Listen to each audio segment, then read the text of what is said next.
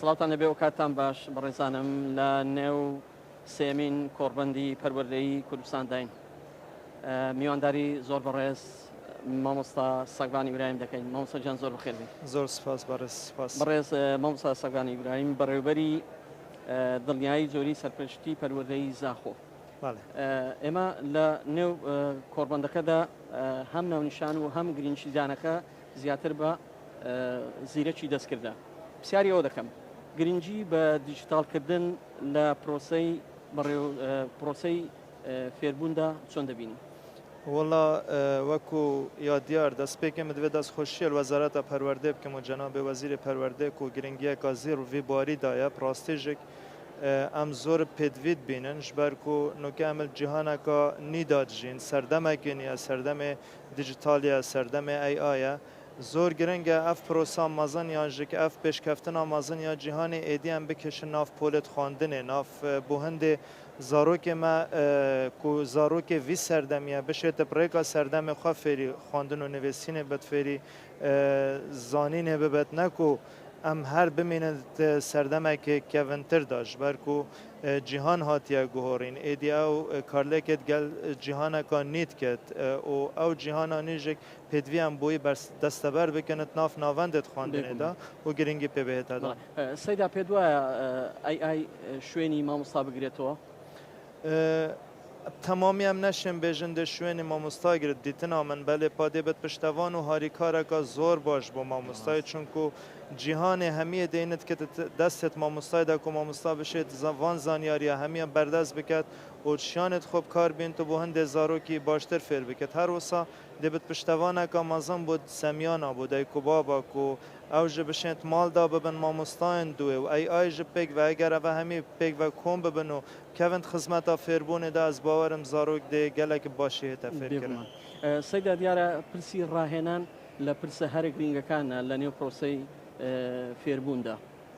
ئێوە لە پرۆسەی ڕاهێنان لە دەڤەرەکەی خۆتاندا لە زاخۆ تا چەند گرنگی هەیە ڕاهێنان تا چەند مامۆستایان و سەرپەرشتیاران بەدەم ئەو پرۆسەیەوە دێن؟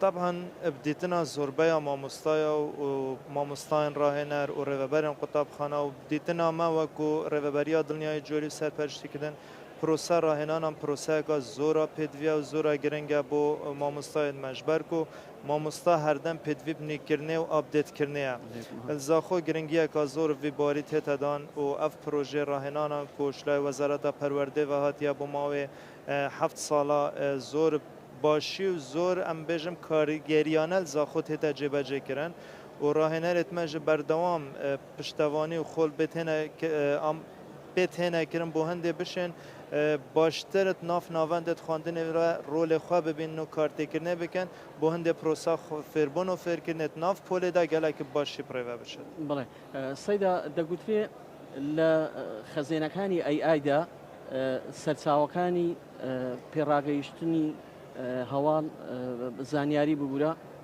کەمترە لە چاو زمانەکانی تری عەرەبی و ئینگلیزی و زمانە جیهانیەکان بە تایبەتی تۆگە سەربزێ بکەی لە بابەتێک بە زمانی کوردی لەوانەیە کەمتر سەرچاوە دەستکەوێت ئەوە بۆ شێوەزاری سۆرانی بە هەمان شێوە بۆ شێوەزاری بادینانیش ئەو گرفتە هەیە؟